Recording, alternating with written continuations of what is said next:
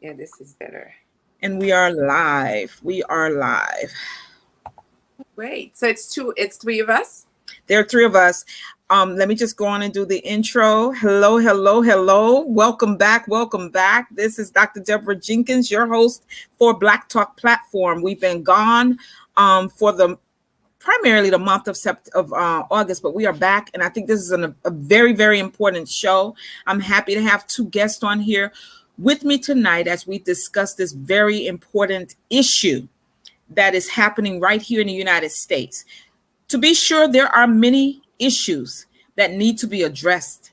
You know, this is Black Talk Platform where we drill down on everything having to do with Blacks, the Black diaspora. Tonight, we are talking about the crisis at the border in Del Rio, Texas, where almost 14,000 Haitian migrants are being deported or being returned to Haiti by the Biden administration. Yes, you heard me correctly. It is the Biden administration.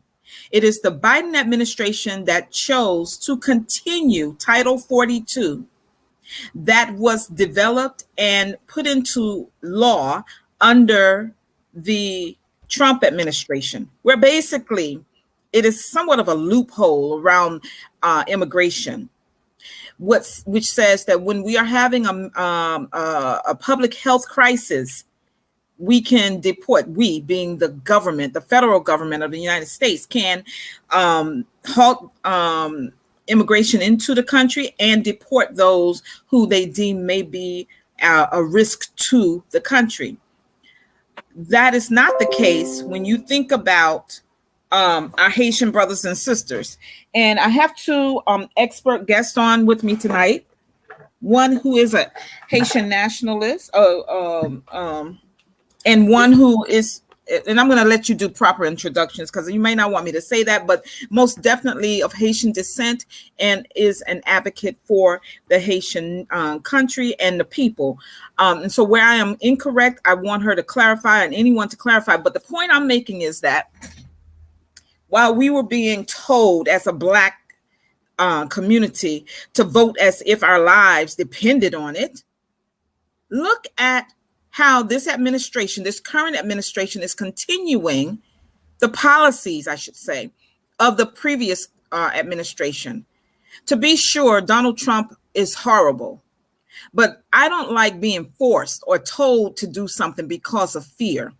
And most of the people who I know and follow are what we call faithful people, people who believe in someone or something higher than themselves, but yet and still, this one crazy man, this one horrible person scared them in droves into voting for the Biden, Joe Biden. And we are seeing him do some of the same things that were done under the Trump administration. So I really want to go on and get into the discussion tonight because I, like many others, am appalled at what is going on at the border. And I want us to talk about it because you have to be so careful when you're listening to mainstream media because they're only going to share with you what they want you to wrap your minds around. And that's why I try to seek out guests who come with a different perspective, are not being paid by huge corporations to produce propaganda. And so I want to welcome on tonight my sisters, Chrissy. Chrissy and I are in a group together where we also discuss all types of Black issues. And and Marlene Jean, who is already here. She is the resident Haitian Nation expert. How's that, Marlene? Did I do that okay? Yes, I'm Haitian born. I'm Haitian born. I was born and raised in Haiti until about the age of 15. So I immigrated in the United States when I was 15 years old. It's been 40 years. I've always stayed connected to my country. I'm very proud. All Haitians are proud, of course. Yes. As you know, I am a very proud Haitian because Haiti is the land that gave me freedom as I know it. I would not have been born in a land as a free person had my ancestor did not free themselves from slavery, which they did in 1804 after 300 plus years of slavery. Yeah.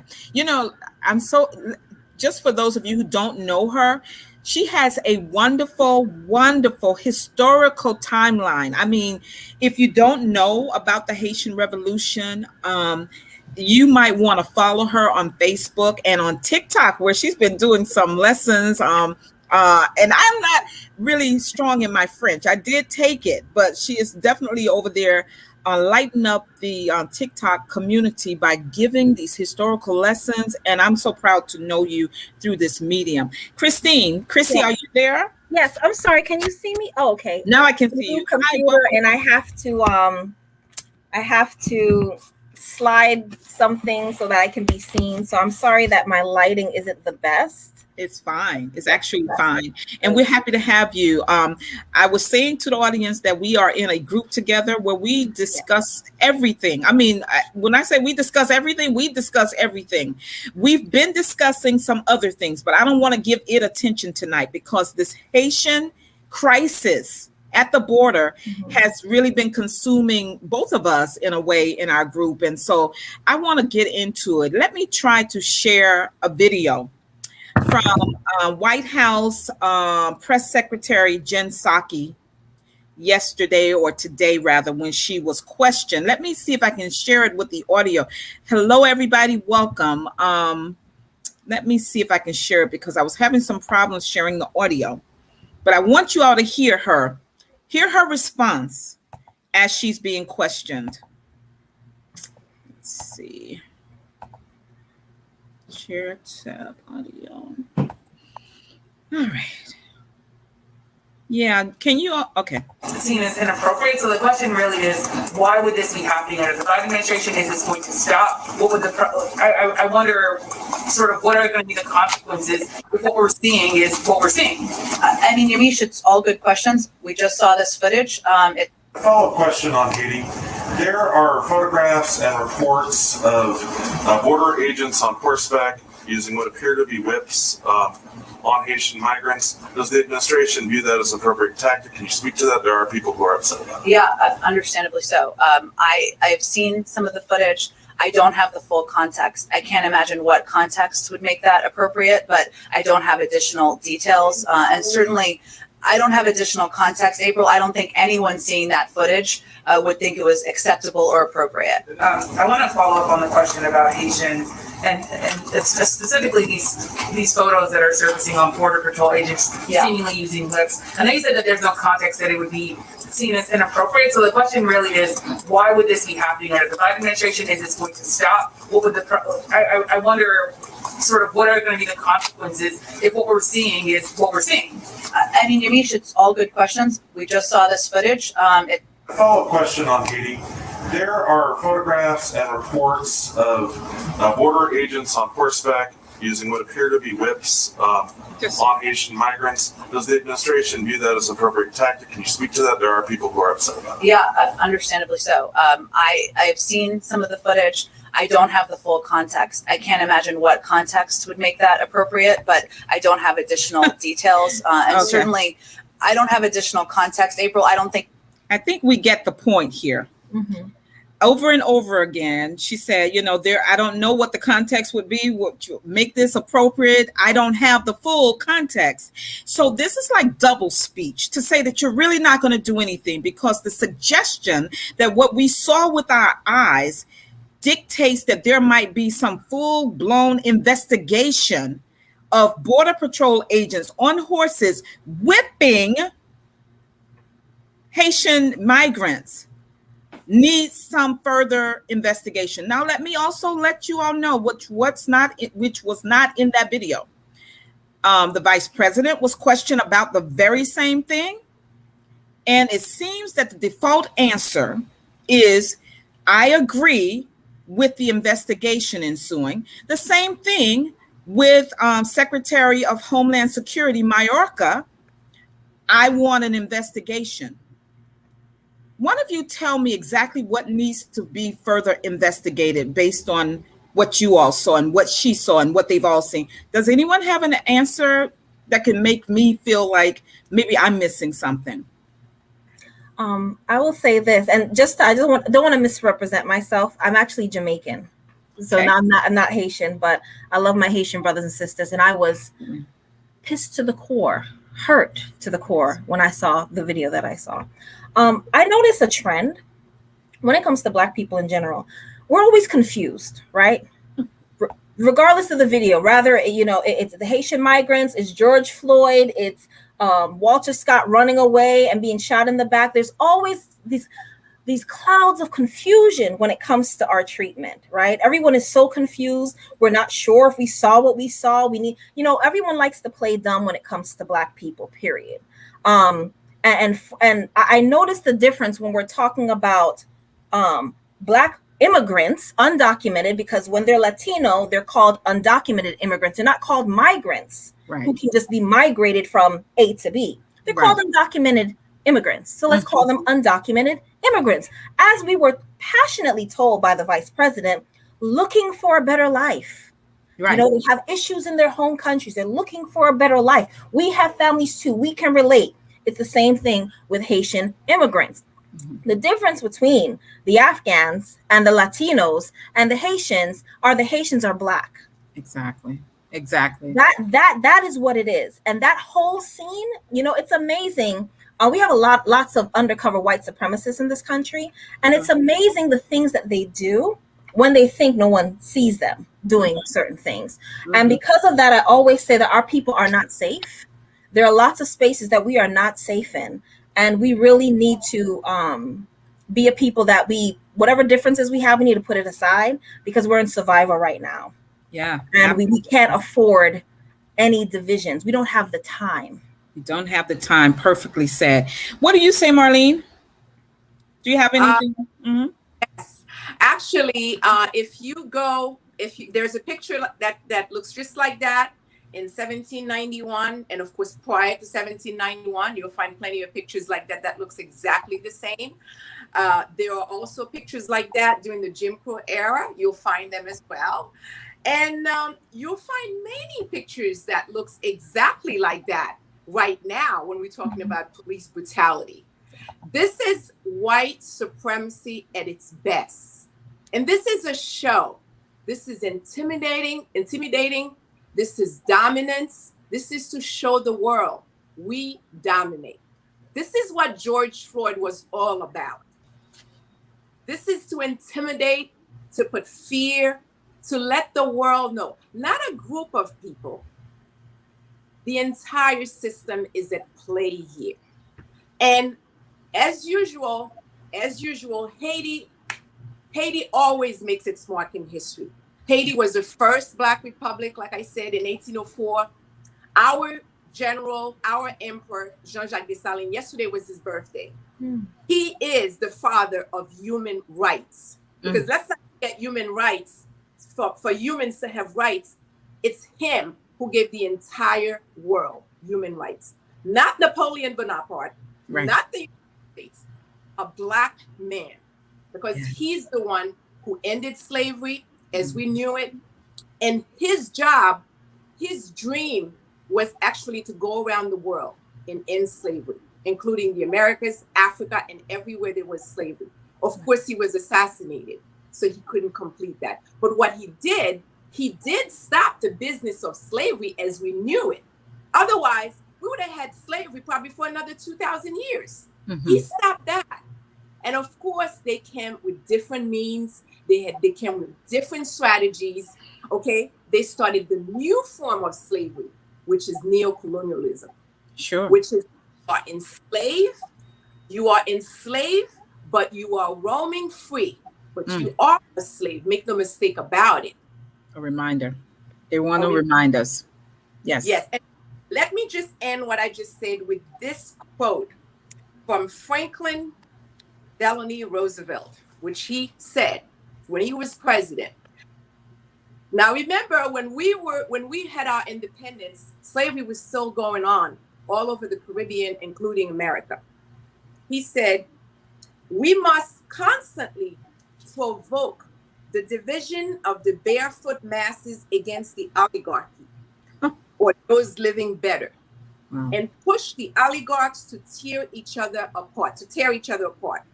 This is the only way for us to continue to dominate this Black country that gained its independence in combat, which is a bad example for the 28 million Blacks in America. Wow. Oh my goodness. No, my friend is a history teacher. She's here. Tandra, did you hear that? Did you know that? Did you all know that? Because we're never going to be told the truth about these white saviors over here, right? I'm telling you, and I like to think I'm pretty smart, pretty astute and well-read, but I never heard that about FDR. What about you, Chrissy? Ever heard that? About FDR? No. That was incredible. Thank you for sharing that. Is this one of the pictures you were talking about? Let me go back to this picture. That's one of them, right? Yeah, this is one of them. This Yeah. is 1791. This is back in the colonies of Saint-Domingue. Yeah. And look, this was put up. Somebody shared this today on Facebook. I'm not sharing their name because they didn't make it public. But what his quote was is that this looks just like what's happening right now in Del Rio, Texas. And nothing really has changed, right? Like you were saying, there are different methodologies. I also want to share one more photo before we continue our discussion. One more photo.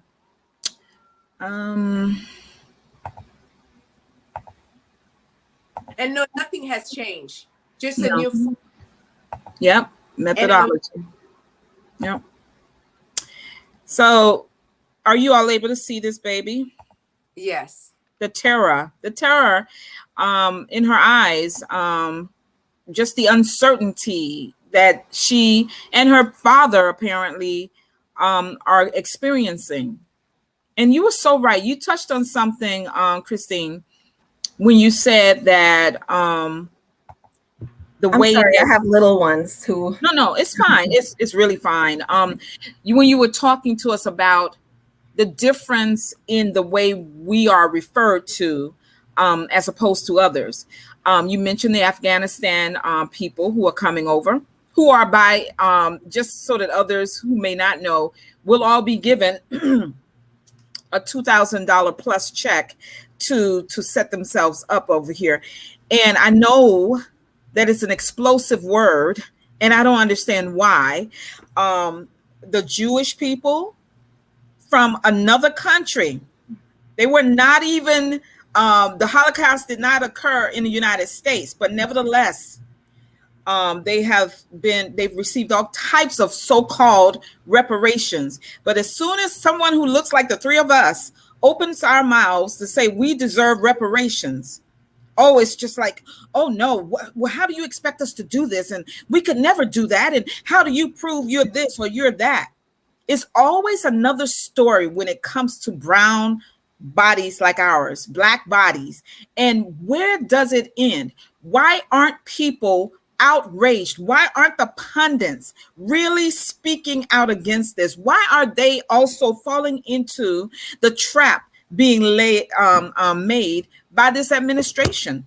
Because they are so distracted with the former guy that this new guy can do no wrong in their eyes. And I'm really upset about it. I mean, in the space that you and I share in social media, I don't know about you, but for me, the people on my timeline in Facebook in particular, they don't want to hear any dissent as it relates to the Joseph Biden administration. How many of you are old enough to remember how when he met with the civil rights leaders, he dressed them down?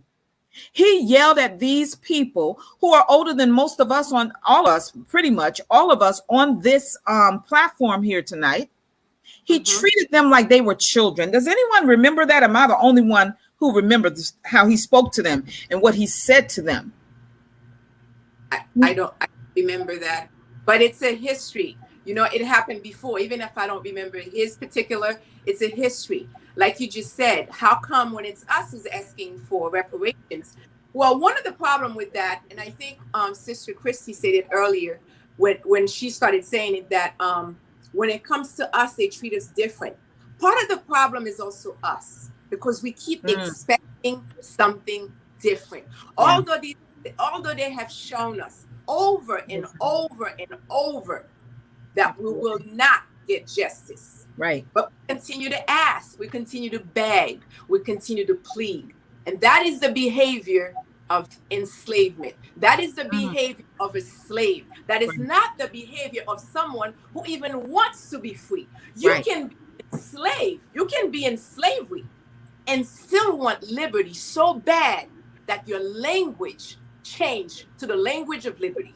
Wow. Yes. Completely agree. Yeah, absolutely. I'm not going to necessarily call out people by their names, but I'm not a stranger to doing that. But I am going to call out, again, the vice president, who, when Title 42 was enacted last year, was so outraged at the former guy. And so was Congressman Hakeem Jeffries. He's from Brooklyn, right? He called the former guy a xenophobe, the xenophobe in chief. Where are they today? Well, I just told you what I heard her say. I have not heard what he's had to say. But the problem is not enough of them are saying anything. I understand that there was a protest in front of the UN today because the president was speaking.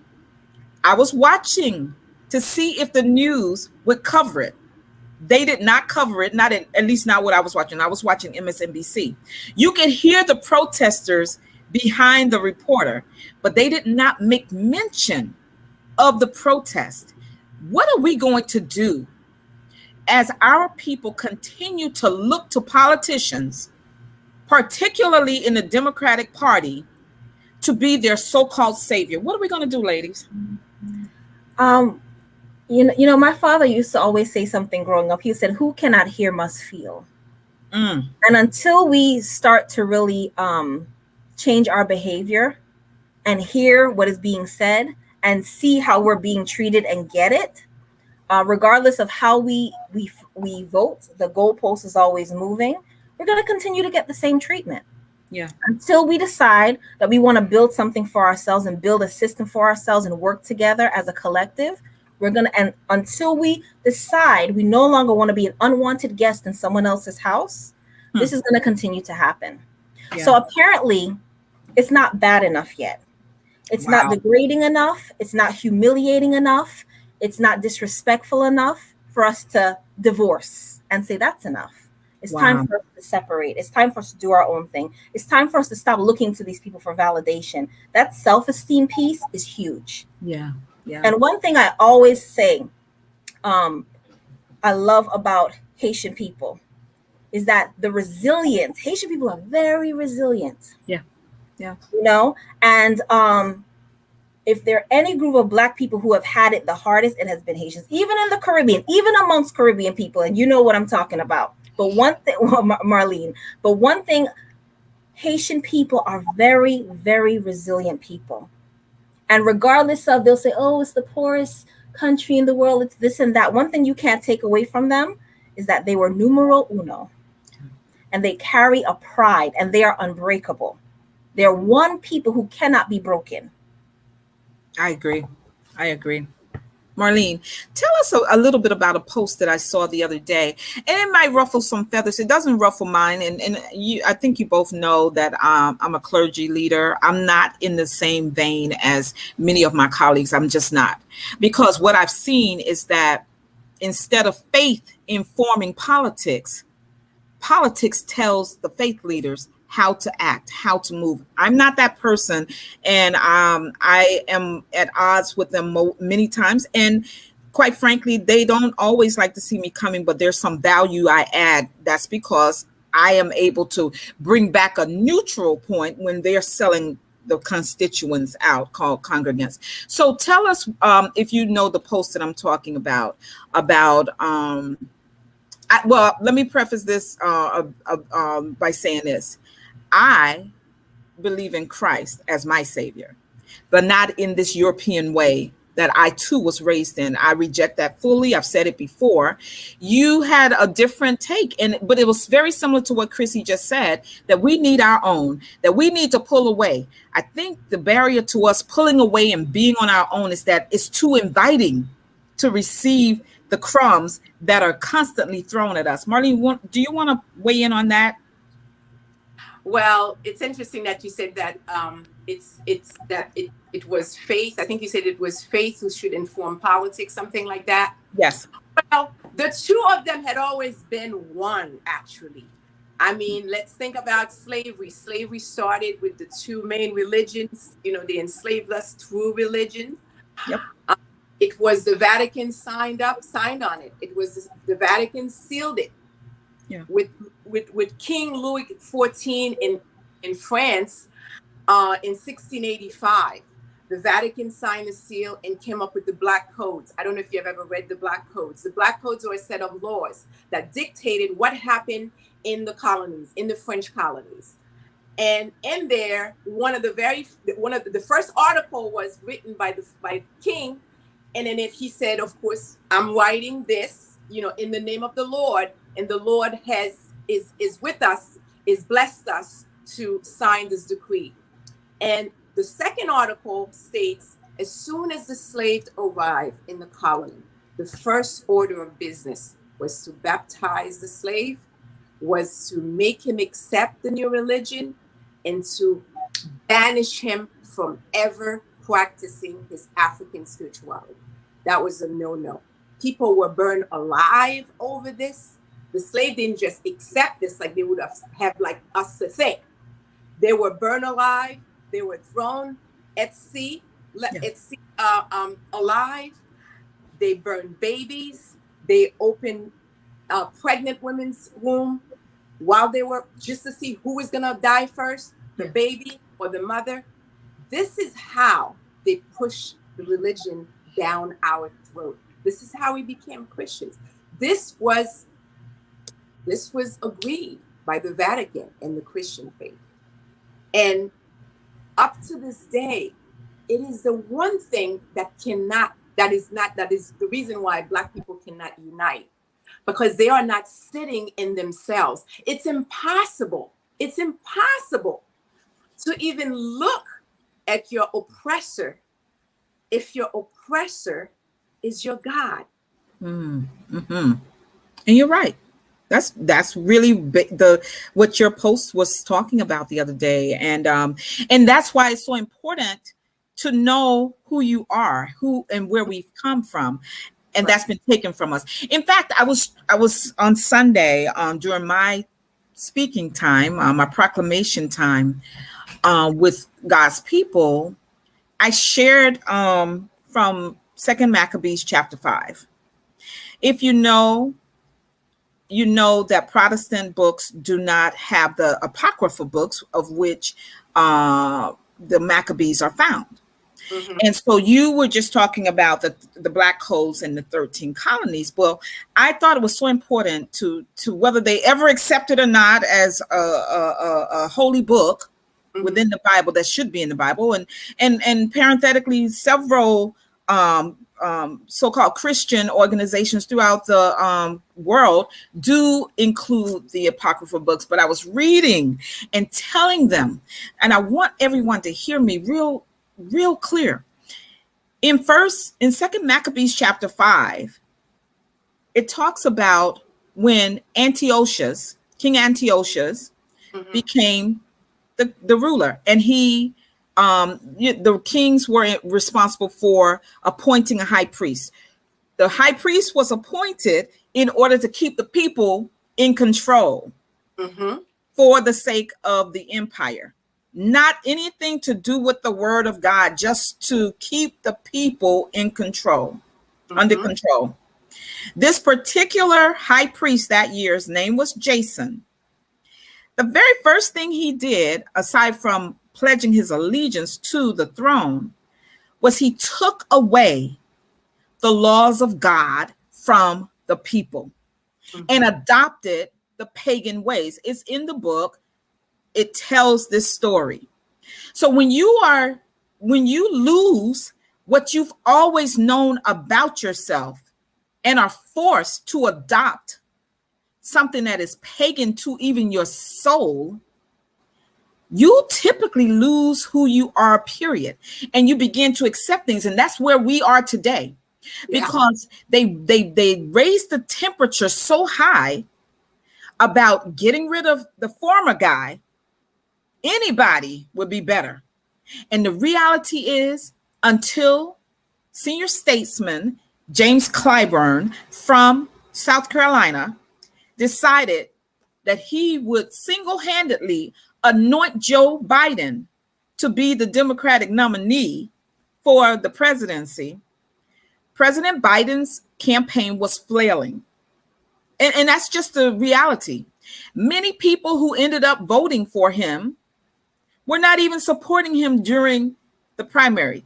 It became about getting rid of the former guy by any means necessary, which is why many of us who decided not to listen to people and vote as if our lives depended on it, and it is so offensive to me. It's still so offensive to me that people who look like you and I were going around telling us that we needed to vote as if our lives depended on it. And that is why our brothers and sisters in Del Rio, Texas, are being pushed out of the country without even being given an opportunity to file for asylum.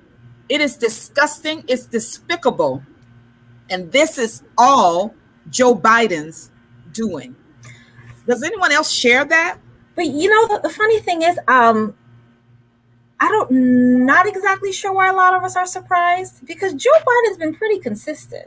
You're right. He wrote the crime bill, right? He said that he's not going to so I don't remember the quote exactly, but something about a jungle classroom, something as relates to integration. Right. This is someone who has, he was in shock that Barack Obama was intelligent and a clean guy. This is not a person who likes Black people. I mean, he's made it pretty clear he can't help it. It's who he is. Even till this day, he reminds me of, it recently came out an article stating that, he comes from slave masters or slave owners, and he acts like a slave owner. Even the way he was talking to his Black colleagues, talking about, you better learn how to work with the Hispanic. It sounded like he was their master, and they sat there quietly. And those are the people, by the way, telling us to vote like our life depends on it. They're those the ones who were sitting there, adults, and allowing this white man to humiliate so that they could keep a job. Right. Right. Now, I personally, and I'm very happy I did not vote for Joe Biden. I voted for an independent party. But, when someone shows you who they are, you have to believe it. And, it's been over 50 years, and every time they keep moving the goalposts. Asians barely vote. Asians they're not really a voting group. Right. But yet they get legislation, and they get resources. Isn't it funny? No one's telling them they got to vote, and then after you vote, you got to do this, and you got to do some yoga and some backflips, and the goalpost always moves for us. I don't know why we cannot see that. Yeah. I just don't get it. I think we see it. I think it's just that those people who are carted out as our so-called leaders. See, to me, you two are leaders, but no one is going to give you the platform because you're speaking the truth that no one wants to receive and admit. Money is a powerful motivator to keep the masses down. And when the motivators are those who look like you and me, we're just sort of up against it, because also media is so powerful that you have certain people who they tell us should be our media leaders. I'm watching one right now, and I'm so disappointed in this person because I really had high hopes for her when she got this primetime show. But it seems like she is chosen to dress down any dissenting Black voices over and over again. And it's bothersome. You and I, we can't even get a platform of 100 people when we're speaking this type of truth that they know in their bodies, Chrissy, we're speaking the truth. It's a powerful motivator to receive money of any amount because you think it's going to come even more frequently. What do you say about that, Marlene? Well, first of all, this system was not meant to liberate us. Right. I'm standing with Malcolm X on this one. Separation was really our only option. Yeah, absolutely. If anything, you see, they've always played in our minds. They make you feel like we don't want you so that you could want them. And then you went after, I I want to be with you. I want to be integrated. I want integration. Right. It's a mind game. It is. We are the bread and butter of America. We make this whole thing work. This whole game is about us, Black people. We make the world economy go around. Without Black people, there would be no economy to speak of. Right. But we don't believe that. If we would only unplug, all of us, remove it, and I'm talking removing everything, not just our funds, remove who we are, remove what we do, how we contribute, remove that, do our own thing. You'd see how fast they would come after you and start bargaining and say how much. Right. And I mean, go on. As long as we keep playing this game, they're always gonna be winners. This is not a system. If we want something different, we have to make it. We have to do something. We have to remove ourselves. We can't continue to venerate them as God and expect that we can be liberated at the same time. It's just not gonna happen. And it's not beneficial for them to liberate us. We have Tony their job to liberate us. It's their job is to maintain their job is to maintain the status quo. But too often we help them do that. Yeah. Because of the crumbs. Let's welcome to join us Brother Tony Lindsay. I'm sure he got some stuff to say. Welcome, Tony. How are you? You're muted. You're muted. Yes, welcome. Good evening. Good evening. How are you?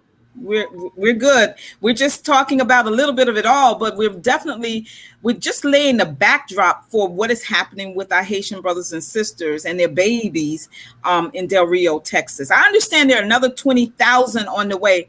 Yay, let them work. I shouldn't say yay, let them work, because the way we've seen them work is harmful to our people. Tony, you want to jump in our conversation here? Well, I'm just coming in, so I'm just kind of grabbing a feel for the conversation. I don't know if I'm going to be repeating anything that was already said. So, Tony. Yeah, you'll bring a different perspective. So yeah, because I mean, you might even surprise us and not even share what we've been sharing.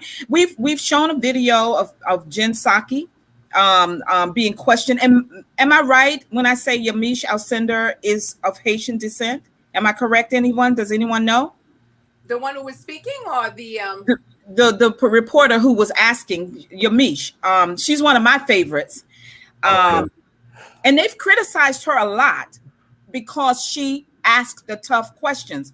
She did it for 4 years with the former guy. He harangued her.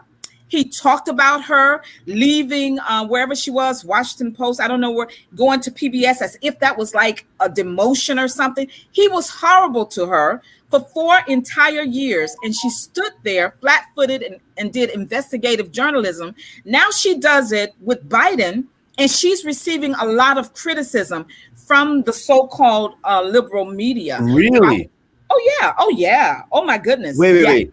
Okay, so it's my understanding, and maybe I'm wrong, that when asked about the situation at the border, Psaki was very dismissive about it. Is that pretty much the page that we're on? Yeah. So it's the typical dismissiveness that Black people receive from the Democratic Party whenever we discuss issues that pertain to us, like the fact that there are many other immigrant groups, non-Black immigrant groups, that are treated like they have the red carpet rolled out for them consistently. But whenever Black people are the ones that are seeking asylum or refuge, it's we not yet. Get out of here. Yeah.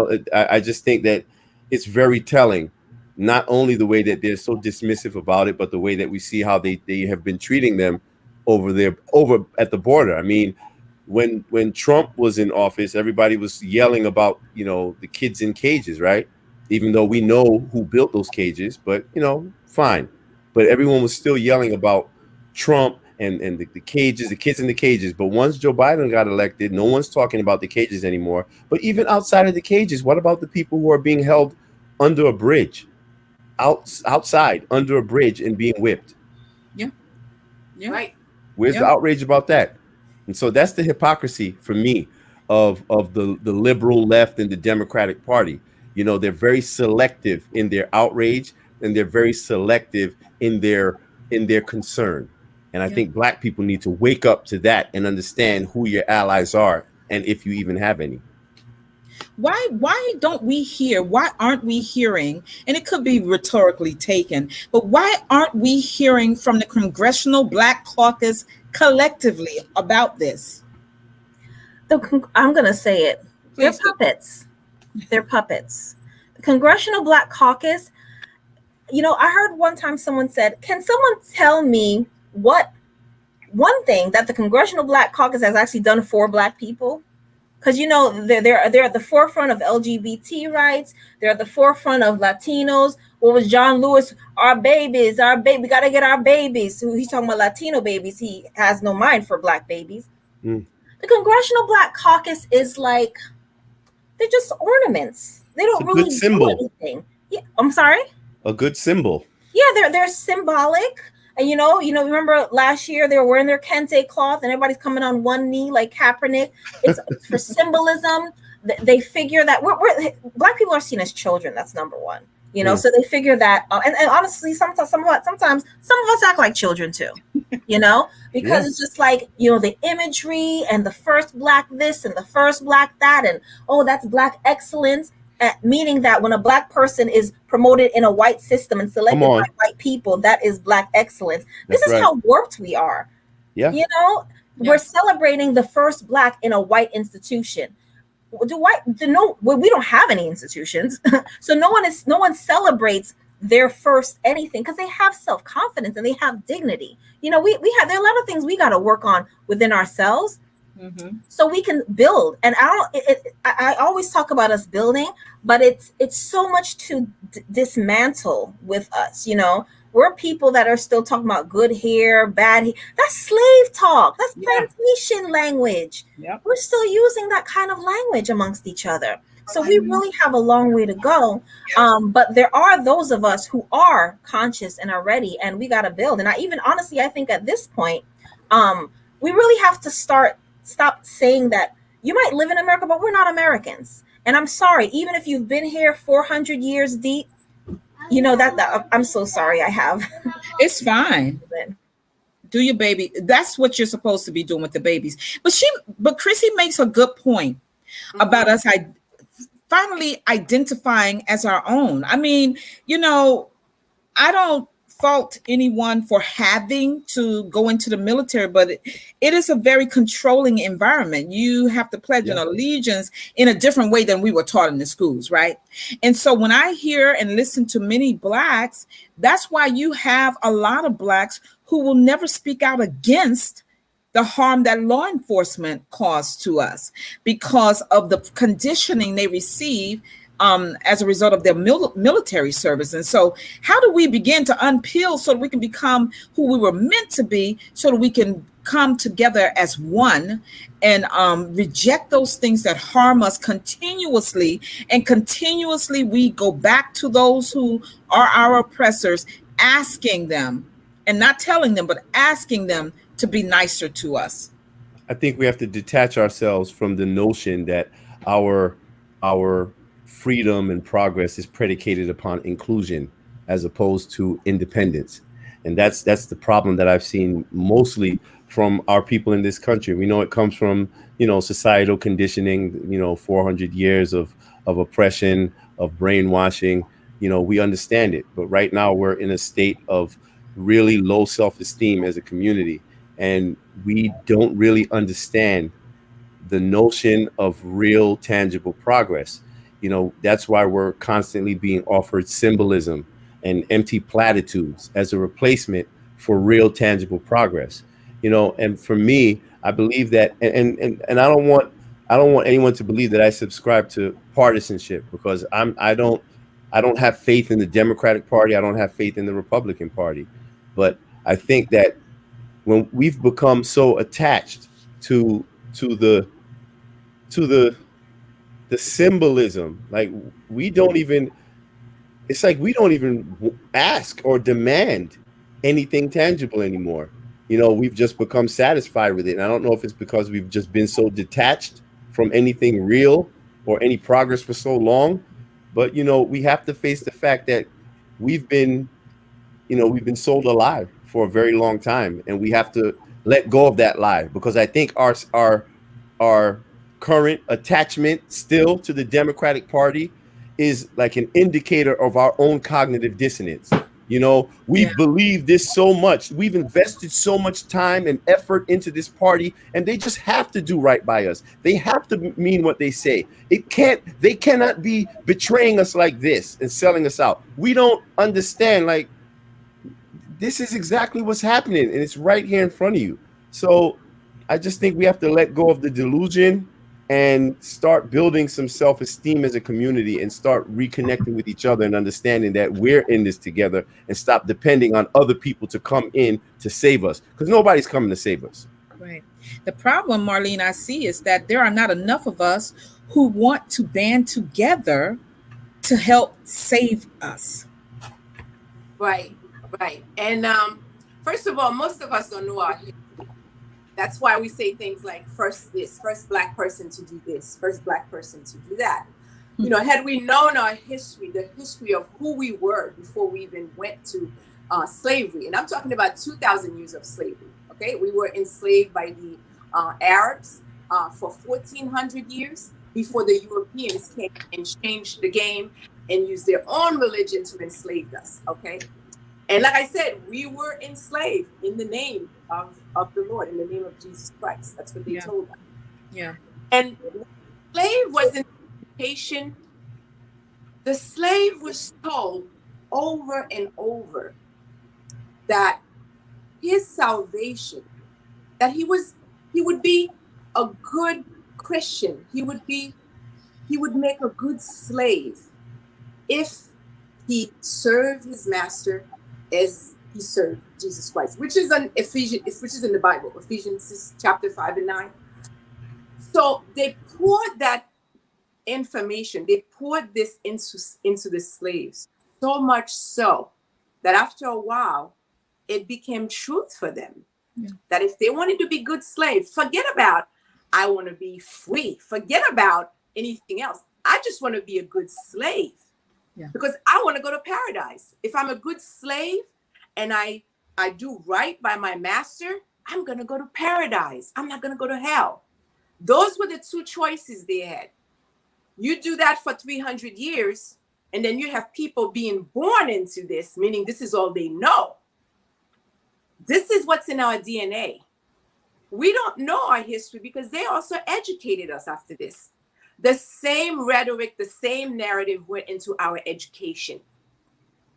They educate you for you to feel inferior, because everything you learn that's good is about white supremacy. Right. All the heroes are white. Yeah. You don't have any Black heroes except for every now and then. And when you have one, he died, he's assassinated. Yeah. He can't even live long enough to leave a legacy for his people, right? Right. So what's in our psyche? Until we clean up our psyche, and actually we have to put down what hurts us. We have to put down what we know is actually destroying us. We have to put it down. We have to look at it. We have to study it. We have to go find out, where did it come from? Why was it used? And if we're still using it right now, we have to ask ourselves why. Right. Yeah, absolutely. And you make some really, really strong points there. I don't know why we don't love each other enough. You were talking about how once we have a leader, then they're assassinated. I stay on this thing, and Tony and I, we talk a lot about media and its power over us, right? And I, since most of it comes through the television, if you take the word television apart, you'll see that television means it is telling a vision. And if you're not the one who is the root of this vision, that means someone else is pushing their vision off on you. And that is what they're currently doing with the Black images that we see in news media in particular. They're telling us who our leaders should be. They're telling us who we should look up to. Yeah. Meanwhile, others who speak like you and I, we get a pass because we're too dangerous to the system of oppression that they want us all to remain in. But yet, what we'll do is we'll see others coming after these Blacks who they're propping up, and we'll go into protection mode to protect those symbols. To protect those symbols who would never protect us. Right. Who would never protect us. Not realizing that those symbols are handpicked. Those are handpicked selections to represent the caricature of what they want us to see our Blackness as. And that's like that's the extreme power of the media and this propaganda that we've been sold for so long. It's a very, very powerful weapon, and it's a global weapon. And that's why I always stress the importance especially when it comes to people in this country, and the way that I see how people are caping for this censorship now. Like, listen, that is very dangerous. And when I saw that when they shut down, when they censored Donald Trump, the president of the United States, that should have been the signal for you all right then and there. Because let me tell you something, I may not like what that man has to say, but I'm going to always defend his right to say it, because that's what freedom of speech is. And when you start to tiptoe and dance on that line, when it comes to free speech, you may think that it's funny when it's happening to someone else, but very soon it's going to come and visit you. And this is what's happening. We see it with Black people all the time. It's not just television, it's social media. Social media and the mainstream media, they work in concert. They work together to suppress real information, voices of dissent. And Black people should know that more than anything. We're the most thrown in jail group of people on social media for simply telling the truth. Absolutely. I shared something with you and Chrissy earlier, that because I was watching the president as he spoke at the UN, and this was the breaking news from that speech that the network captured. I'm just going to read it for everyone who may not have seen what I shared with you all. And this is what it says. Biden, I will work to make sure technology is used to solve problems, not suppress dissent. I found that to be a huge joke, and I'm speaking to what you were just saying, Tony, because are you serious right now? See? The censorship. They can say whatever they want now. And be believed. That's the danger, because they can be believed by saying anything. Yeah, you can say up is down, black is white. You can say whatever you want. We have been watching them blatantly suppress all voices of dissent. And all you have to do when you have control of the media is just get on TV and say, yeah, we just want to defend the right for people to speak. And we want to protect voices of dissent. And that's it. And everyone buys it. Yeah. And he very well could have been talking about Navalny in Russia, because he's in jail and Putin won't let him out. But we certainly know that that is not the United States. That's not what's happening over here, because voices of dissent are constantly being censored, and we need to speak out about it, but there are not enough of us. And that's why I was asking you all the question, how do we build a groundswell around those voices of dissent so that we will be able to be heard? We need our own media, definitely. Yeah, it always falls back to that. I mean, we need our own media.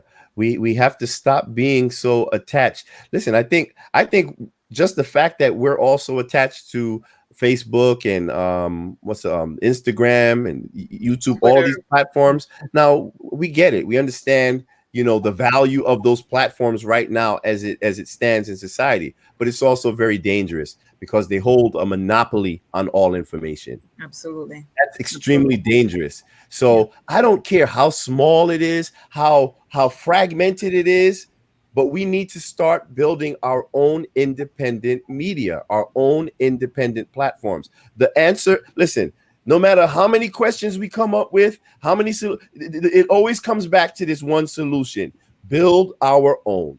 That's what it always ends up being. So I'm a strong, supporter of independent media, it's independent Black media. And independent Black media, it doesn't have to always just be for Black people. You know what I'm saying? It's just we need truth. We need truth. We need real journalism. And that's missing now. There's no such thing as news anymore outside of maybe C-SPAN and other things, but it's news entertainment. Like, you have either left-wing media or right-wing media, and we're just caught in the middle trying to figure out which side we're supposed to choose, which liar we're supposed to go with. Exactly. Yeah. And we don't realize that, listen, we don't always have to choose a side. You know, there's only one side, and that's the truth. And we have a responsibility to dig for that truth. Some of us are a little bit lazy. We have a little issue of intellectual laziness in this country. But hey, do a little bit of the extra work to find out the truth if you really want to, see real progress for our people and for all of us in society today, because we're all feeling it now. Absolutely. I'm doing my shameless, not so shameless plug for my streaming network, the Sable Network, sablenetwork.tv, where it is independent Black media. Right. And I have to say, and I'm honestly telling you all the truth, I watch Hulu often. Hulu, it rolls, it shuts down. As long as, and we're only been up about a month. Sable Network TV is not doing that. It's not breaking up. So kudos to the content creators who are currently on there. And I'm so hoping that I can start this news service out of there. We're positioned. We're getting all of our credentials, and we are ready to start reporting on these things that you're not really hearing alternatively. We're just trying to figure out how to best do it to get this news to you, because we're all so busy. We're all busy, right? But I think I agree with you, Tony, that we just have to do it. It doesn't have to be huge, but we just have to have alternative sources. I, for years, listened to Democracy Now! Because and I still do. I still like Amy Goodman. Yeah. She has a great show. You're right. And it's viewer supported, I suppose, but she does not just toe the line, definitely of these major media outlets. I don't know how she's done it all these years, but they don't mess with her. There are obviously some people who still are interested in the truth. Yep. And I'm one of them. I mean, they have plenty of supporters. She's also on Free Speech TV and WBAI locally in New York. Just for those of you who are unfamiliar with Democracy Now! And Amy Goodman, I suggest go and listen to her, because tomorrow she'll be doing some of the same stories that are in the headlines, but without the propaganda machine dictating how she shares that story. And I really suggest that until we find the media sources that cater to our community, please go and find other sources to listen to. Yeah. We have to start weaning ourselves from mainstream media. The big three, they are a danger to our community's survival. You cannot, and I cannot afford to listen only to them. In fact, while we're doing this show, I see someone is interviewing Secretary Mayorga now. This person has Haitian heritage. I'm going to roll it back and see how well that interview went. I'm not calling any names because I'm not trying to give them one more viewer. You probably can figure out who I'm talking about. But last week, there was a controversy around the vaccine. And there was an entertainer who came out and said something, has a huge platform. And they seem to have selected this one person who I'm speaking about to rip that entertainer into shreds. And I have a problem when they make us go against each other like that. It works, doesn't it? It's we can't say her name. I don't want to say her name because I don't want to give her sympathy viewers. What were you saying, Marlene? You all know who I'm talking about. No, I don't. But it's true for the price. See, once you understand the system and how it works, you can expect what's going to happen. You don't even have to wait for it to happen. You stop giving us all this glory. You stop being amazed and surprised. Because as long as we remain in the surprise mode, that means we don't understand what's going on. We haven't figured out what this is. Like, you know what I'm saying? So, like the sister was saying, Haiti, not only the people are resilient, Haiti's not poor at all. These are not poor. We don't have a poor country. This is what they make people believe. Mm. Geopolitically, Haiti is the most important nation in the world because it decides what's going to happen. If you notice, it's about to decide 2024. I wouldn't call that poor. Right. You're right. I wouldn't call that poor. All its resources are being kept and protected for France, America, Yeah. by the oligarchs. Yeah. You have 5% of the people in the country who are oppressing the 95% of Black people in a Black country, African descendant. You do not have one Black billionaire in that country, but you have several from Jewish descendant, German, Lebanese. Wow. Okay? These are the people who control our country, and they have a monopoly on every industry. My goodness. Their own ports. They have their own port. The government doesn't own the port. A family owns a port. Whew. Which Wow. trafficking. So this is what's being protected. And this is all the resources of Haiti, just like Congo, all the resources of Congo, who has access to it? The Jews. Yeah. Who needs all that coltron? The Jews. See, they have smoke screen, things like the news to give us illusions and disillusion us so that we're not looking at the bigger pictures. The Republican and the Democrat, those are illusions just to keep you busy. Yeah. So are we not allowed to say any names? Because honestly, you know how I get down. I didn't want to send new viewers, but certainly. No, but the thing is this, it's like, I don't think when you're telling the truth, I don't even think it gives these people sympathy viewers. If anything, like in the case of Joyanne Reed, because I'm pretty sure that's what we're talking about. That is what I'm talking about. Joyanne Reed is one of the primary examples of the caricature of Blackness that the mainstream media feeds us. And it's very clever because she's very smart, and from time to time she'll hit you with some facts, some very thoughtful points of view. But I think some of the most harmful lies are always integrated with just a little bit of truth. And that's the danger of the mainstream media. And I think the way she treated Nicki Minaj after that simple tweet, which really wasn't telling anybody what to do at all. She was speaking about herself and how she wanted to do more research, but just to dare to even question the vaccine. Yeah. It brought down the wrath of all mainstream liberal media.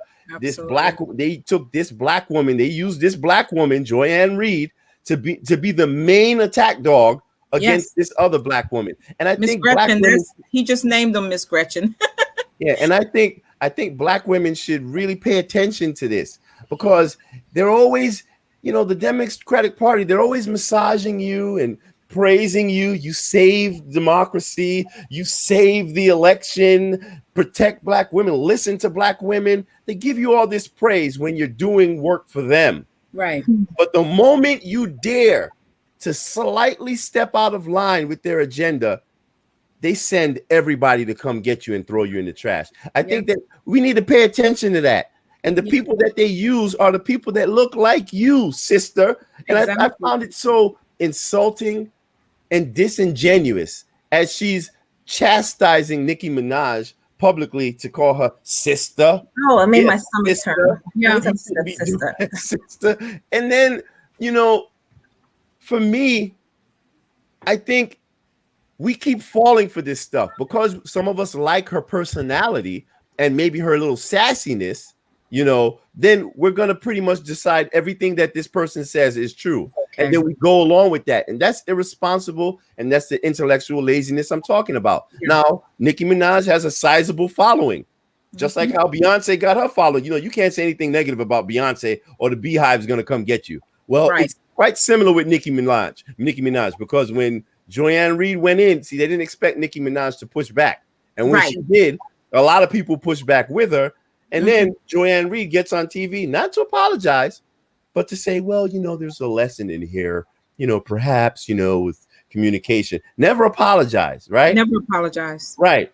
But now, and she also chastised her even further by saying these type of things should not be tweeted. This should be a conversation. And she brought 2 more guests on to join in on that chastisement, including Michael Eric Dyson, who didn't chastise, but he did it in a very nice way. But we know what you're doing. We know when you're being nice, nasty. But today, Joy-Ann Reid, she gets on MSNBC on her platform, and what does she do? She calls out the treatment of the Haitian people at the border with a very thoughtful and beautiful statement. So what does that mean now?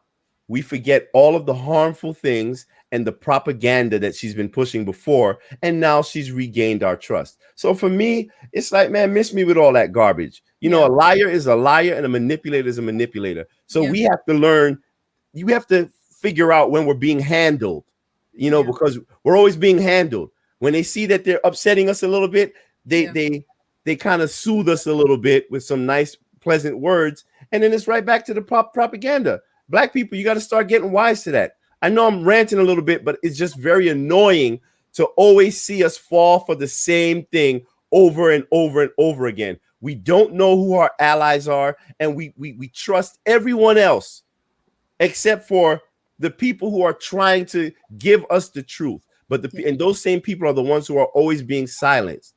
Yeah.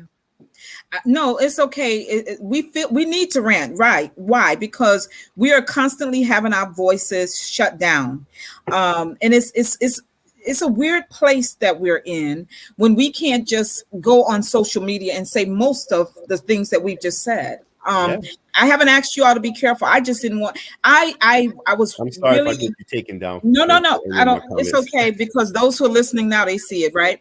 And it'll be quicker on Facebook than it would be on YouTube. But I am just one of those people. I was very proud of her, pushing for her, but she has become, I think, a danger to us. And not because Nicki Minaj is anything, but I feel like she had the right to say what she said, share as she did, and not be attacked by every Black person who only wants the rest of us Black people to get vaccinated. And even pushing the narrative started by the President of the United States that separates us again, like the former guy did, into two camps.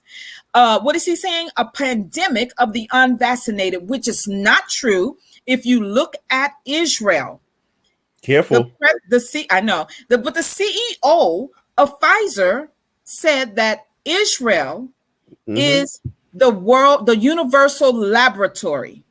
So if the CEO of Pfizer is saying that about the country that had an exclusive deal with them to provide the jab for their people, why should we think that we're going to be any better taken care of? Like it goes right back to what you were saying, the intellectual laziness. No one wants to do the homework. No one wants to do the research. And for those of us who may do the research and the homework, we are quietening. Our voices are shut up and shut down. And so I invite people onto this platform like you all so that we can have our say. And even if they shut it down, I will still have the video recordings in perpetuity. Right. And I will put them up on Sable Network TV because there might be one person who has some doubts about all of the trash that is being fed to them through our mainstream media, and they may hear from one of you. Just like Marlene, I have to invite you back on for an hour just to give us a history lesson on Haiti, because I think a while ago when you and I were talking, I know I may have agreed with you, and I do agree with you, even if you didn't say it. I'm putting it on you that there's a fear that the dominant people in this world, not only in the United States, but in this world, have of Black Americans in particular looking at Haiti and what Haiti was able to achieve. There has never been another Black nation to do what Haiti did. And for that reason, they're going to always be punished. Why won't we stand with our brothers and You sisters? got it. We have to start standing up for them, You got not it. just because of what's going on in Del Rio right now, but in general. We have to protect them. We need to start seeing them as our, and because in my opinion, they are me. Even though I'm born over here, they are still me. And we need more of us to see them as ourselves. And we Yes. need to stop being afraid of a powerful revolt like they had. And that's what we are. We are afraid, and we have to stop. So let me ask each of us, so that we can close down, what are some calls to action that can be made known? What can people do? What do you suggest? Marlene, let me start with you. Well, I would say the first order of business, believe it or not, is like what you just said, is to. Oops. Uh-oh. What happened? What did I do? Oh, I'm sorry. Understanding history and realize who your enemy is and who's your true allies. Understand all have been mentally brainwashed. Yeah. Understand that we are giving all of our energy to an egregore. We are not serving a God. It's an egregore that the white people, the Europeans, they have, invented. It's an egregore that we are venerating, and it is them. They made them our gods. And we're venerating them. And as long as we are doing that, we're always going to be enslaved by them. We're always going to be in this hole. You can't come out to help to free yourself, to liberate yourself, or even to liberate your brothers and sisters. And understand that the Haitian people were kidnapped on the shores of Africa. They were brought to this island after they had committed genocide to the indigenous people in that land that we call Haiti today. They brought us over. We were in slavery for 300 plus years. And when we finally said enough was enough, France punished us. We paid an indemnity of $21 billion to France for so-called all the property that they've lost, that we had to pay them for that. And since then, they've made an example of Haiti, that Haiti will never stand up, for it cannot tell its stories to the world. The first order of business is to first finding out who you are and sit in that. Understand that the oppressor who oppressed you and enslaved you could have given you a way to liberate yourself after he did that. Absolutely not. Absolutely not. Absolutely not. Are you okay with people following you in social media? How can they follow you? You can follow me on TikTok. My name is Isis _ Tot on TikTok. On Facebook, my name is Isis Ekua Tot also. So if you just type Isis, you'll see me come up. And those are my two main platforms. I love TikToks because I realize people love the stories, and we have to use our platforms to teach people, to awaken people's spirit. Black people right now, we're in the worst state we've ever been. We need, even though a lot of us are mentally gone, but you just never know. Like you said, you put a post, you keep your videos, because they will delete stuff. I find that wherever I see that I'm starting having problem, like Facebook, then I go to TikTok, I do what I have to do. And so far, so good. But keep reposting videos. I have a video on Facebook that I posted, and they deleted it, and I posted it again. So keep doing that. Good. Good for you. Good for you. I'm so happy having you here with us tonight. And we definitely have to bring you back just for the hour to give us a history lesson. I think I did tell you my daughter did a fabulous report, and it was just excellent. And so I learned a lot from her, but I'm learning more from you as we go. So thank you so much for being here. Chrissy. Thank you for inviting me. You're very welcome. Chrissy, your first time here. I'm so happy to have you here. Thank you. You're a social worker by trade. Am I right? Is that I'm a fundraiser. Oh, a fundraiser. But well, certainly she knows a whole lot about our social issues. How can people get in touch with you if you want people to get in touch with you? I am on Instagram. I'm on Facebook, Chrissy Marie. So if you look up Chrissy Marie, you'll see someone who looks like me, and you can connect. Chrissy Marie, okay. And that's the same for Facebook. Yes. Do you have any calls to action that you like to? Yes, I do. It's probably not as encouraging. Maybe, Okay. maybe not. But I think that sometimes we try to, in Ezekiel, and I'll just talk about that because all of us are familiar with the Bible. At least they talk about, can these dry bones live, right? Mm-hmm. And I think many times we spend time trying to talk to the dry bones that are some of our people, and unfortunately, all of the dry bones cannot live. So, some of our people are just not really going to turn the page and turn the corner, and we cannot spend Facts. our 40 years, Come on. I'm gonna call it in the wilderness, trying to get them on page, and we ourselves don't make it to the promised land. I think that we need to connect with Black people who are ready. That's right. And build and let them see that something has been built. And from just seeing something actually done, there will be a percentage who will be like, okay, yeah, I'm ready to listen now. And there will be a percentage that are just only looking to undermine or just still not ready. And there's nothing that we can do about that. We spend a lot of time trying to save our people collectively, but we don't have the level of effort that was taken to get us to where we are today. It was hard work. White folk were working really hard. They worked really hard for a really long time. They were very consistent. Yeah. And I don't know if we can match their effort because their effort was pretty gruesome. But I think that we share as much as we can. I think talking to young people, the next generation, sometimes old folk just can't bend, right? Yeah. So talking to young people, instilling seeds of hope in young people, teaching young people their history, and not just talking about this, the whole first this and the first that gotta go. I think even changing being careful of our language. We got to get rid of this Black and brown talk. Yeah, we got to get rid of this people of color talk. We got to get rid of this. Now we're a whole acronym. I don't know who made this decision, but I find it very insulting. We're BIPOC now, BIPOC. Yeah. Someone decided that we're an acronym now, right? We got to get rid of that. We're Black. Black indigenous people of color or something. It's crazy. We're Black people. We're the first people. We're the original people. Point blank, period. Oh boy. And be okay with that. Yeah. And don't be in mixed spaces calling ourselves, well, as a woman of color, as a Black woman. Right. A lot of times we ourselves, sometimes even when we're conscious, we're hesitating with standing firm in who we are. Knowing who you are and also knowing who your enemy is. And not wasting time trying to change your enemy's nature.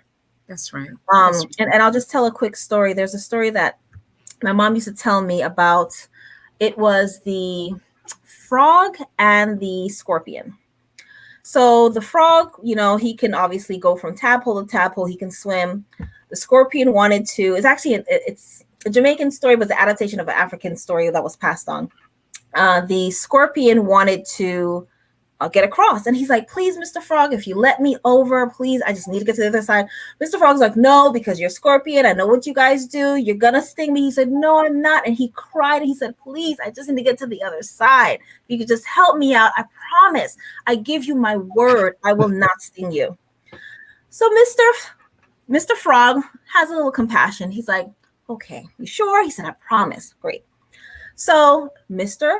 Scorpion gets on Mr. Frog's back. And as soon as he gets to the other side, guess what Mr. Scorpion does? Stings him. He stings him. And as Mr. Frog is dying, he said, "Why did you do that?" And he said, "I'm sorry. I can't help it. It's my nature." It's my nature. You can't change a people's nature. You've been trying to change a people's nature for 400 years. Yeah. Abandon that project. Yeah. It's time to move on.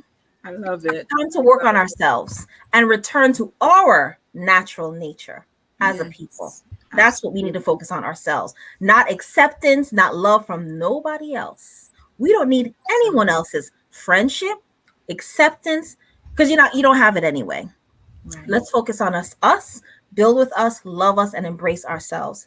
And that way we can definitely build. Thank you so much. I love that. I love that story too. Thank you so much. Thank you. Tony, what would you have us be left with as a marching orders or call to action or whatever? Well, I agree with everything that the beautiful, wonderful, intelligent sisters have said, and I'll just probably just add a little bit by saying that I think we need to recommit ourselves to learning. And, you know, society teaches us that we know everything and that we're the masters of our own truth. And I think that whole thing about, you know, like my truth, I think that's one of the most like dangerous phrases that we've created, because it allows us to like live in our own world of delusion and actually rob us of actual information, because, you know, there is truth. And if you can just decide for yourself what the truth is, you don't ever have to listen to another point of view.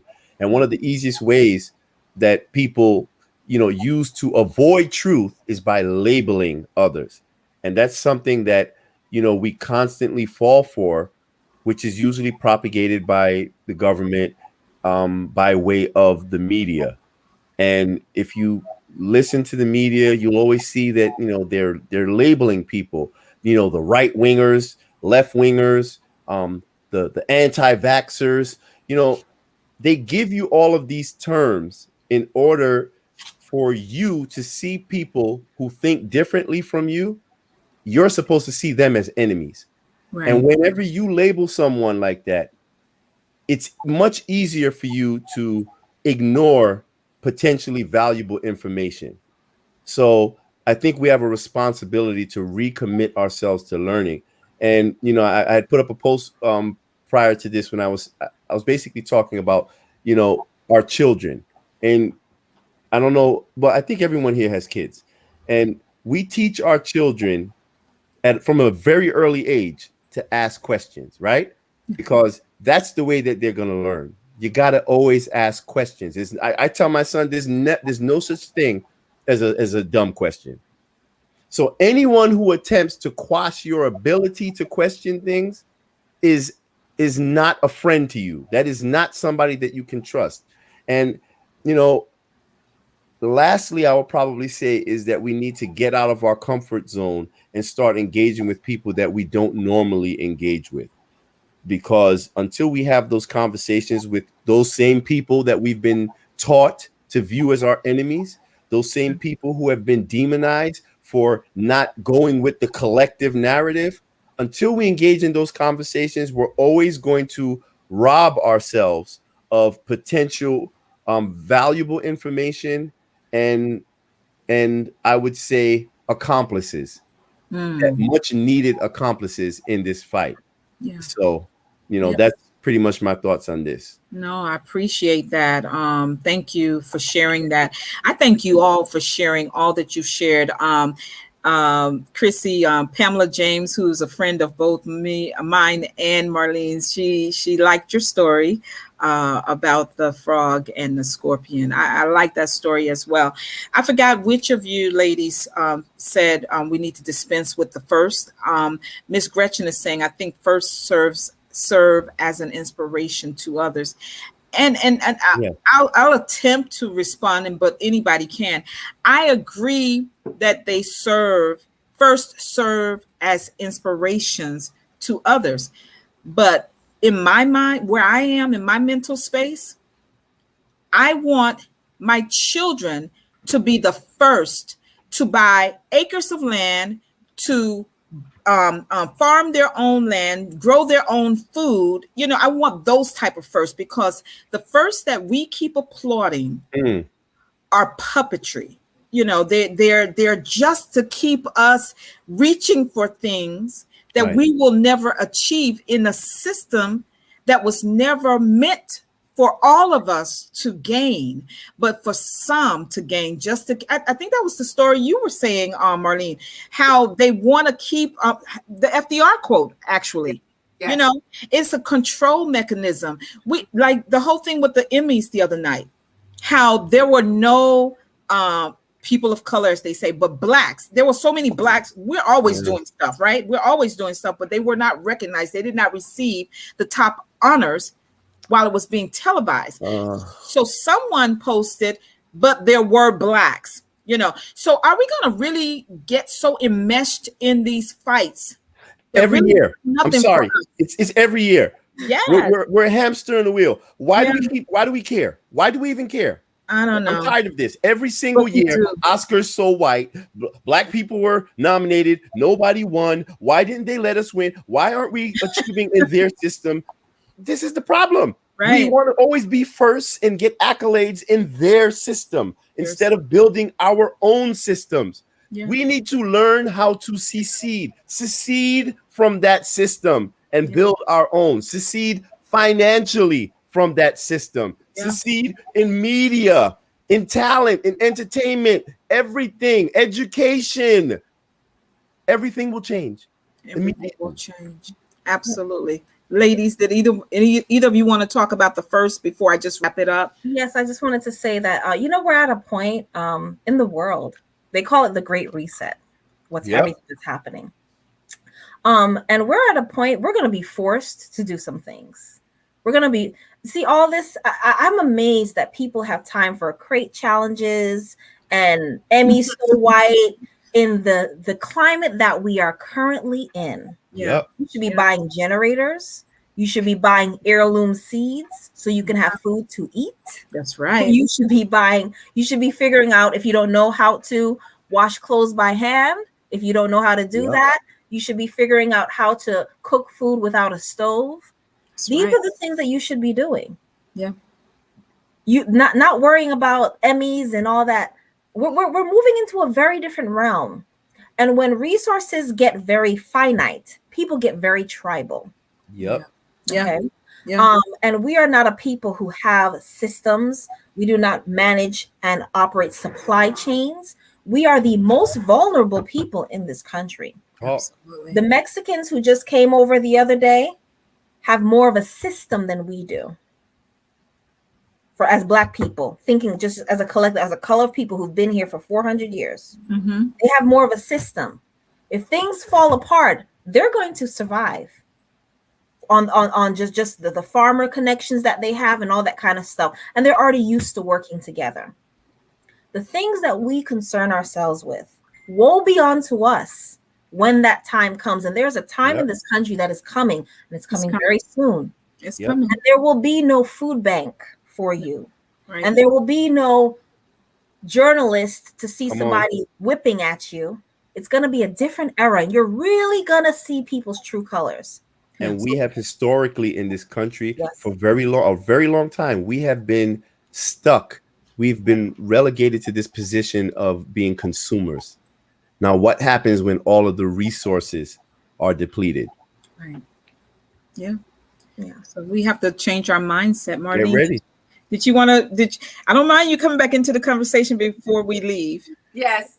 Well, if we're talking about first, I'm just gonna, anything you need to know that is a first is the first Black Republic and the first Black men who liberated us from slavery, who gave us all hope that to stop these people from the business of slavery, turning human beings into material things. We were less than a cattle. They treated us less than animals. That's who we were. That's what they told us we were. And this man came and fought the devil, literally fought the devil. That's right. And set us free and set the entire world. They had to make them change their strategy. That work is not done. Haiti is not done. Haiti is being targeted because it's a strategic place. Geopolitically, spiritually, Haiti is the nation that will liberate this world from the evils of slavery, which we are still in today. Yeah. Oh my goodness. I cannot wait to have her back to go deeper, everybody. And I think it's so important because this is not being taught in our children's school. We're not even teaching it because we don't really know it. And we've allowed them to look at our brothers and sisters in the Caribbean as not us, and perhaps vice versa. And it's time out for that. We need each other, and we need to be there for each other. My last call is for you all to watch the immigration advocacy activist groups. Come on. See how they are responding to Haiti.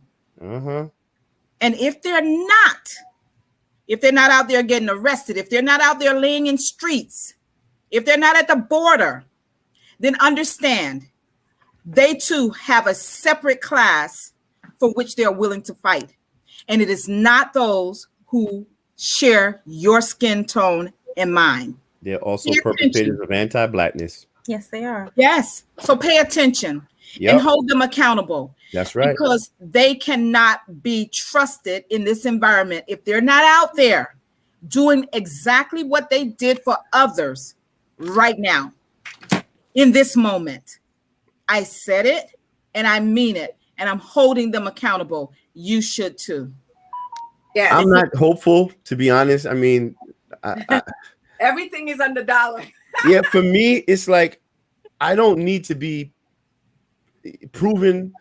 I don't need the same point to be proven to me over and over again. I guess that's my position. I mean, we know where they stand. This is not the first time this happens. This happens over and over again. I almost feel like sometimes as a people, we're addicted to betrayal. Like we're addicted to oh my God, how could you do this? How many are we just stuck in this pattern of being surprised? Yeah, but the problem, and I hear you, and I agree with you. For me, for the three of you, but for those who are in need of those services that they say they provide, guess where they're going to go? They're not going to come looking for the three of us. They're going to go to those groups who say that they are there to help those who are having immigration problems, and they're going to be slow walked into not receiving the help. And that's why I'm saying call them out. Get a list of them, find out what they're doing, see what kind of statements they're making, see if they're at these critical strategic points. They all need to be down in Del Rio. You, Marlene, you posted a brother who was on his way down there. Am I right? Yes. Yes. And I connected with him. I just don't remember his name, but it was just yesterday or the day before. Mm-hmm. So we need to follow up with him. He was doing the work. Yes. I want to see if the others are doing the work. Good. They should all be going on a plane down there, you know, and not allow these brothers, sisters, and these little babies to be carted off, to be beaten with whips. After they've been literally chastised from their country to come here. Yeah. We all could stay home. We have a beautiful country. Haiti is a beautiful country. 90-degree weather, 365 days a year. Who would want to come here? But they make us. Yeah. They drive us out. Yeah. Mm-hmm. And that's what we need to know. So listen, I want to thank you, Marlene. I want to thank you, Chrissy. I want to thank you, Tony, for being here tonight. We're going to keep talking about this. It's not going away. Aside from the censorship right now, to me, this is the most critical thing that all Black people need to be paying attention to. Yeah. I agree. So thank you all. Especially I don't even Black Democrats. Yeah. I say, yeah, I'm not hopeful with these parties. I promise you the reason I remain a Democratic member of the Democratic Party is so that I can vote here in the primaries, because I want to continue the illusion that I make a difference, right? I do want to be able to do that. But my mindset is more independent, and I didn't vote for him either. I didn't vote for either of them, Chrissy. I just couldn't betray myself like that. Well, you know, I would say I think Black people need to start reassessing who their allies are and stop looking at voting through this narrow partisan lens. Yeah. Because I think the Democratic Party has had a few decades to kind of prove to you where they stand when it comes to you. Yeah, I probably need to do a show about that as well, as to when and I mean, these two parties, that's what they are. They are. Show our people who was responsible for us shifting from being the Republicans to the Democrats. You might be surprised, but I won't share it tonight, but I will put together a show about that. You might be surprised, and they still remain a huge, powerful group. Yeah. And you probably know. You three know, but I don't think the audience knows, because again, Tony, we're intellectually lazy. We don't care. We don't care to know, you know. So that's going to be it tonight. And I will put together another show for next week. It won't be that one, and it won't be Marlene, because we're going to keep watching what's happening around our brothers and sisters in Haiti, who are just trying to live for themselves and their children. We keep our prayers up for them, and that there might be some people who will prove everything that we said tonight about those who are supposed to be out there helping wrong. Prove us wrong. Right. Prove us wrong. How about that? Prove us wrong. I heard they sent a great deal of them back already. Yeah. Over the weekend. Yeah. I think they were trying to get this done before it hit the news cycle. It seems to me. Yeah. Mm-hmm. The most efficient you've seen the U.S. government in the past 8 months. Yeah. Isn't it? They even left folks in Afghanistan, but they sure knew how to get those black folks on that plane. Yeah. And didn't even tell them that they were going back to Haiti, mind you. Really? Didn't even tell them. They just have no regard. You're not even human. Just get on and get out. Just get on the plane and then just drop them off. Yeah. And I know the time is far spent, but let me say this: if it were a matter of a pandemic, they have much lower rates, and the death rate, as of last week when I checked the numbers, wasn't even at 600. And since they are so fond of talking about the small percentage of cases known as, I know it's going to get taken down, breakthrough cases, since they want to act as if those people's lives don't matter because it's such a small percentage. Well, let's look at them. I would say they're more in danger of getting this virus by being here in the United States, and they are of spreading it. So this makes no sense, the Title 42. And that's why I'm mad, and I believe every Black person should be mad, because they're the only ones being treated like this. I see a lot of people blaming Donald Trump for the Title 42. We know he created it, but just for the record, Joe Biden extended it. Exactly. And that's where we are. If I could just, I know you want to close. If Donald Trump was in power, no one would have came. The Latinos wouldn't have came. The Haitians wouldn't have figured, all right, because they saw, the Afghans got a red carpet. They saw the Latinos coming, got a red. It's like, all right, well, shoot. Right.